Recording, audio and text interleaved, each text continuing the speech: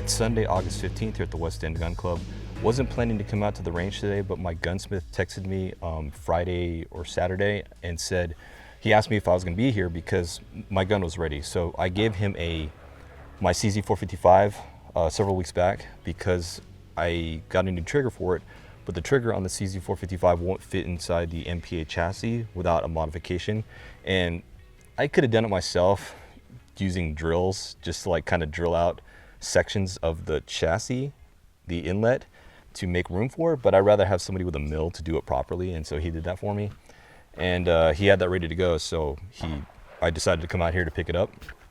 And while I'm out here, you know, why not bring out some pistols to shoot? So, you know, don't just come out here and drive back home. So I did bring out some pistols, and specifically, I did want to bring out this Glock 26, which as you can see here, and if you've been following my Instagram, this is a Glock 26 that I put a new slide on. This is the Brownells slide, because before, in the stock configuration, it's just the full FDE Gen 4 Glock 26, FDE slide, FDE frame, and I went ahead and swapped out for an RMR-cut slide. So I bought a Brownells G26 slide with the RMR-cut, put on a Trijicon RMR. It's not a Holosun. Everyone knows that I like the Holosuns because they've been dead nuts reliable.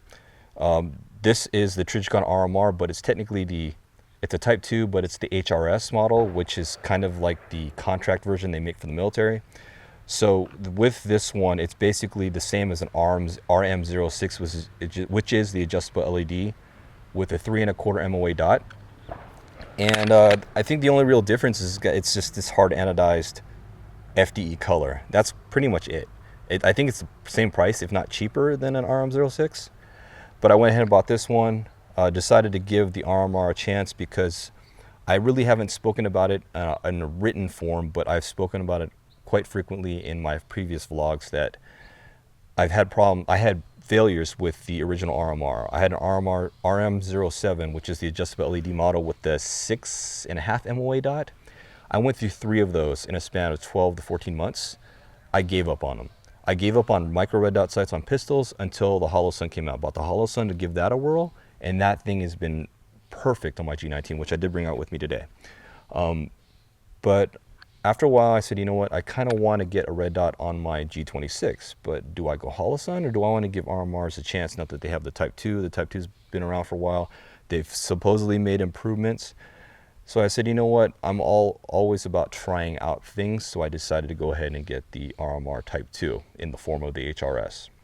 Anyway, so I did get this slide, put the RM06 on here, or the HRS rather.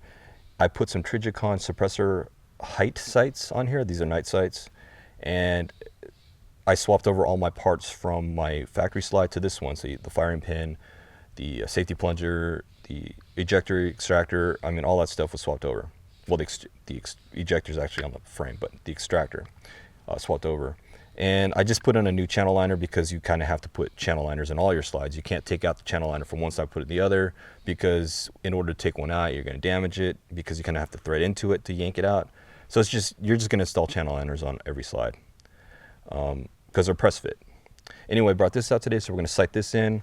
I do have this MGW sight pusher, so when I install the night sights or the iron sights, you know, I do file down the dovetail of the sight so that it's a good press fit. It gets on halfway before I push it on because you don't want to damage the slide. I do have 2 of these sight pushers. I have the straight-sided version, the vertical side version, and I have the angle-sided version, and these are angle-sided, so I went ahead and brought my angled version. So while we're sighting in the red dot today, I'll also sight in my iron sight, so just for the windage.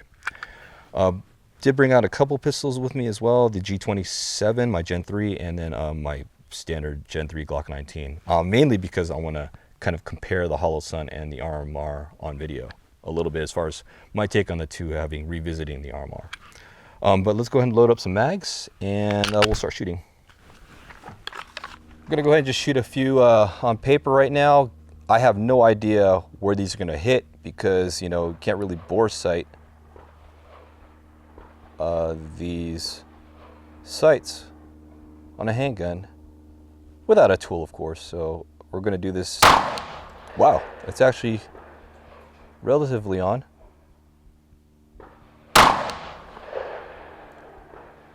Although I should probably rest this gun to zeroed in. It is a little bit low, so we're gonna go ahead and bring it up. I don't think I brought any bags with me. Did I bring a bag with me? No, I took them out of the Jeep. I could probably just rest it on my case, but I should have probably brought a rest with me today, so I didn't think about that. But I think we're a little low. So we're gonna go ahead and adjust it. And I didn't bring any tools with me, so I don't think I did. Granted, these are designed, they're supposedly designed to, you can adjust them with the piece of brass, which I will do. So we're gonna come up. See, the one thing I don't like about these red dot sights is you can't really tell if there's a clicker at all. You have to take off your hearing just to hear it.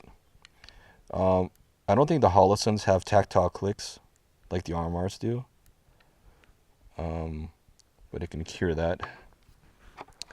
So I think that's one benefit of the one advantage that the RMR does is the fact that they put tactile clicks so you can hear it click. I don't recall if the Holosuns do, but I do appreciate that when you're adjusting a sight so you know that you're making adjustments.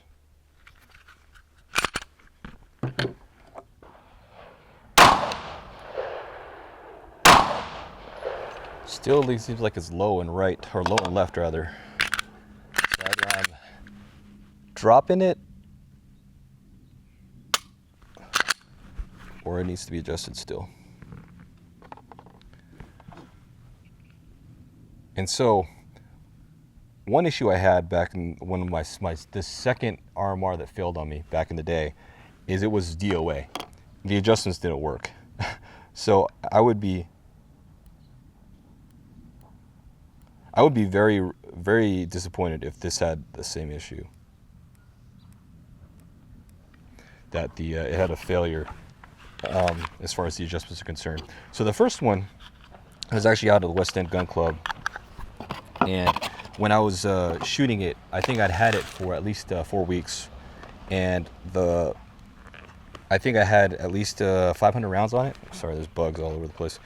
And when I brought it to the range and I was shooting during a session, the front element fell off during shooting. And the front element fell off. It fell off in the snow. Could not find it, and it's like, oh geez. So I sent that one back to Brownells, right? Because Brownells is 100% satisfaction guaranteed, through them. So you can just return it to them, get a replacement, as opposed to going through your warranty through Trijicon, which I probably could have done too. But you know what? Month and that thing fails on you, and Brownells is going to cover it. I'll just go through Brownells. There's no hassle. But then the replacement was DOA. That one had bad adjustments. I would not adjust. So the third one lasted me a good 12 months or so. The problem is I had intermittent issues where the dot would just fade in. It would go really bright on recoil, and I have to adjust it down manually. I think on occasion it would shut off on its own during recoil because that was with the circuitry issue on recoil. And then finally it just gave with the ghost because one day the windage adjustment broke, and it was just literally the dot would move left to right during recoil. So I just gave up on that thing, and I had Brownells took it back. 12 months later they took it back, cut me a check. So that's why I like Brownells. I mean, in terms of what they do in covering their products they sell. Granted, I probably should give Trijicon a chance, but you know what? Having gone through 3, I shouldn't have to deal with that crap. So I decided to go through Brownells, and I gave up on Trijicon at the time. And so now we'll see how this goes as I keep trying to get this thing sighted in.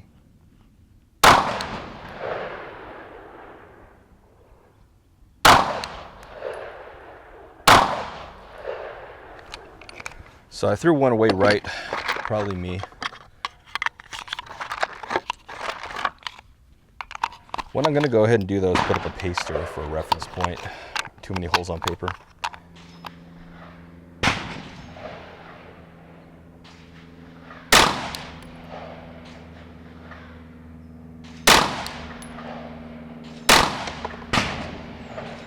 I think we're okay to leave it here. Maybe adjust, come up a little bit more.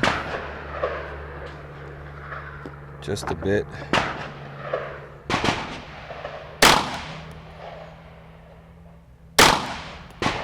I see that one left. All right, I think we're okay. That's my pistol shooting is bad. We'll leave it at that. Now, as far as the iron sights, actually they're really on compared to the red dot. But let me just shoot without the dot on. We'll shoot the irons. We'll see how they shoot.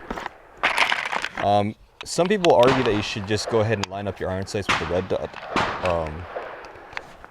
I find that to be distracting, to be honest. I think it's better to actually shoot the irons straight up by themselves without the red dot on there. Because your eye perceives the irons a little bit differently than you do the red dot. And so you'll probably want to get a better, the way you get your sight picture with iron sights, you're better off just going ahead, do it without a dot on.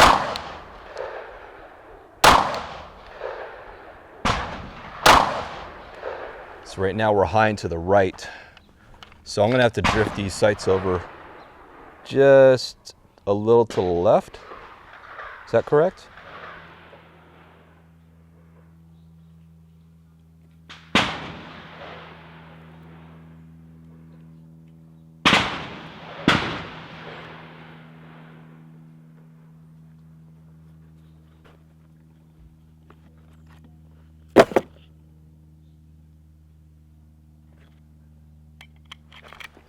I think we're sighted in okay. Just gonna go ahead and shoot on the steel target. I got this steel target sort of angled away so it's not direct impact to my Jeep if it were to ricochet, but it's also pointed down, so we should be fine.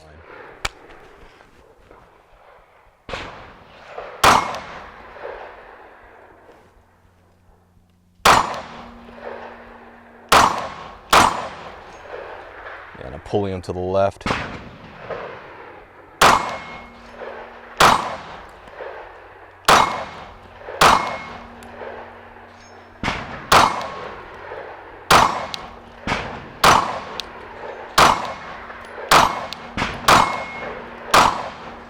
Really bad all over the place on this thing.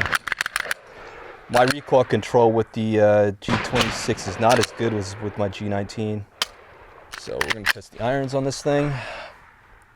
Granted, I should rest the gun, but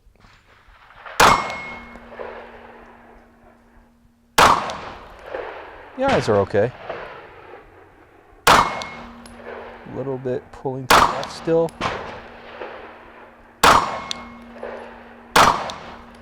Granted, this trigger on this Gen 4 is not great. I think I have a skimmer trigger in here too. It's just, I don't know the full details on the Gen 4s, but I think it has to do with the trigger bar. And I've heard some of these carry triggers, there's one made by glocktriggers.com or sold by glocktriggers.com where they use a Gen 3 trigger bar on a Gen 4. And I heard that's supposed to eliminate that heavy weight on the Gen 4s, which I probably need to try.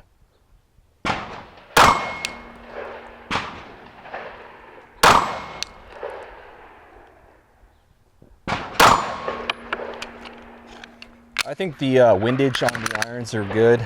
I'm just up and down. We'll call that sighted in. So I think we're good. I should put an index mark somewhere on here. Probably should have done it on the back side before I put the RMR on, but we'll just make a note of that. Anyway, that's my Glock 26. We'll just load up some more mags here. I'm going to do a little cleanup here, get some brass picked up and throw it in my little brass box here, and we'll just do some more drills.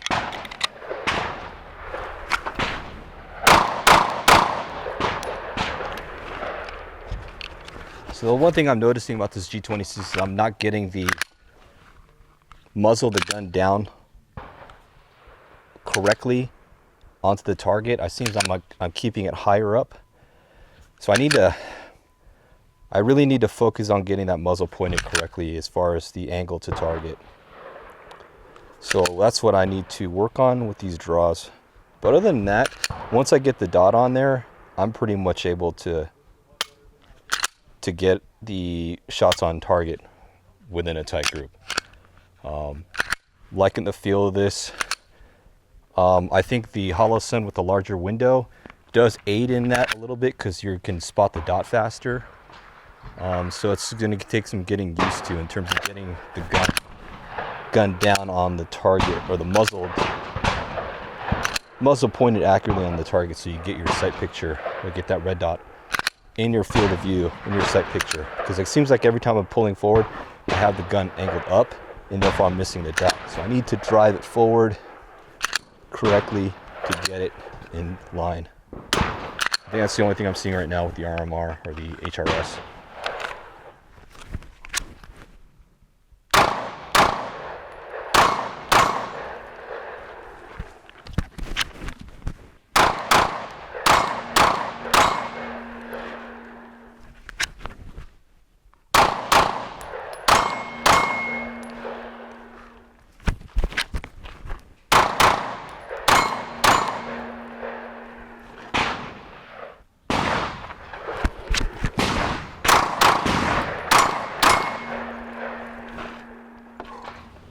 I'm pretty much all done. I was gonna shoot my Glock 27, but not really caring to. Got enough rounds downrange with my G26 to satisfy my shooting needs for today. Got it sighted in, so we're good to go there. The only reason I brought my Glock 27 is because if you didn't know, or I didn't know this for the longest time, that apparently Glock started producing factory G27 mags. These are Gen 4 mags with the finger extension and +1, because a Glock 27 is actually a 9-round magazine, and it's just a slim line, so it doesn't cover the pinky. So here's my Gen 3 Glock 27, my trusty one. So the pinky is usually not covered by the magazine, right? But now they have the magazine here with the extension, and it's +1, so it's now a 10-rounder, which is great. Factory 10, Gen 4, works just fine in a Gen 3. I kind of want to put an RMR on this thing. The only problem with the Glock 27 is nobody makes slides. The slides or G27s don't exist. I found one company who I've never heard of, or two companies I've never heard of, and one of them is kind of expensive. It's 300 something for an RMR-cut slide, and that's stripped, no parts. So I don't know. I don't want to modify this slide because this is back when Glock still had that good finish on this. This is the original factory finish, and there is hardly, I don't think there's any real wear on this with so much slide, holster actuations where I pulled it in and out of a holster. This slide is like new, almost looks brand new. And so I like the original finish on these older Glocks. Better than the new ones, because the new ones, like my G19, this is not the factory slide. But my factory slide has got so much finish wear on the left side of the slide. It's amazing. It's like just pretty much, rubbed off completely. And but this just G27's got this great finish on it. So I don't want to mess this one up.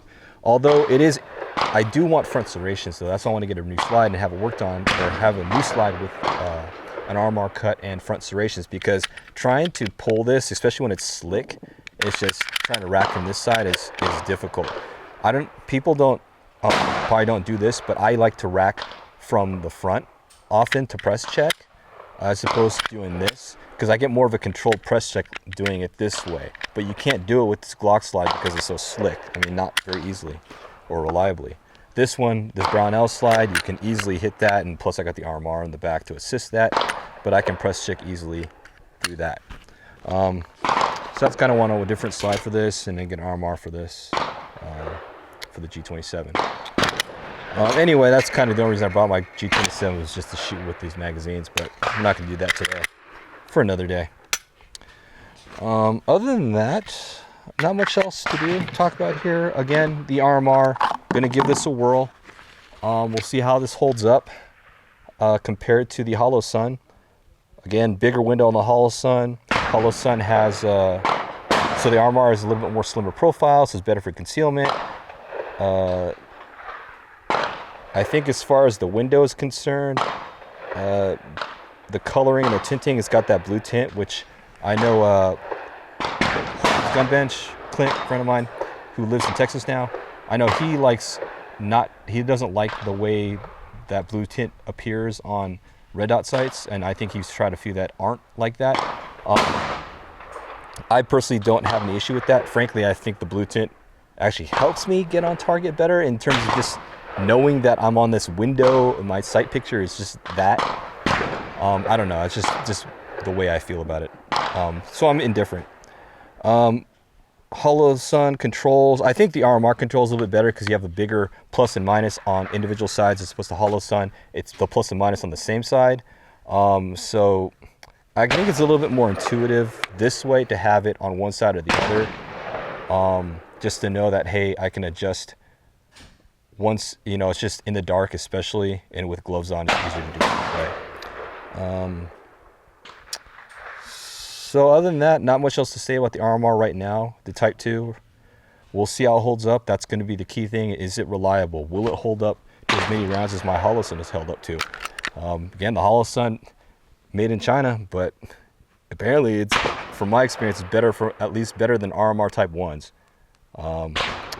And I do like how the Holosuns, I mean the electronics and the ingenuity in terms of the auto off and then the solar power capabilities to assist the battery. I just think that's really good.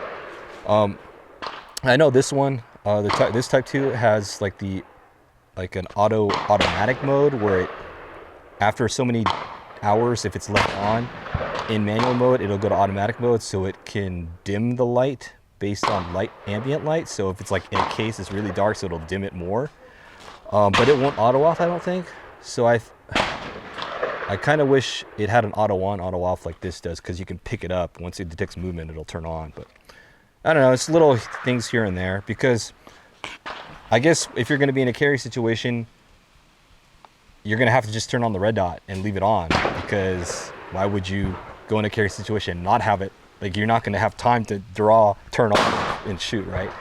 You're going to have it ready on. So I guess from that standpoint, will an auto on work? Because though I don't know if the wake up will turn on while it's moving around in your holster, or if it detects like upward movement. I don't know. There's these little things that I think they can make improvements on in terms of red dot sights for pistols, and maybe in the next few years somebody's going to come up with that. Maybe they'll adapt to the technology that they used in the zero compromise scopes, where it detects angle. If it detects that the angle is vertical, it'll just auto on. I don't know. Be interesting what they can come up with technology today. So anyway, that's it for today. I'm gonna go ahead and pack up. I'm gonna go clean up, get all the stuff back in the contents container, just mainly these targets, because I don't bring targets with me anymore. I just grab them out of the container. I'm gonna clean up, pick up the rest of my brass, and we'll call it a day. NRL 22 matches this upcoming Sunday. If you haven't registered, registrations are still open. If you want to come out and shoot, hit up the practice score page and sign up. It's August 22nd, Sunday, fourth Sunday of the month. We start safety brief at 8 o'clock. So if you're interested, sign up, and we'll see you there. Anyway, that's it for today, August 15th, Sunday here at the West End Gun Club. Thanks for watching. I'll see you in the next vlog.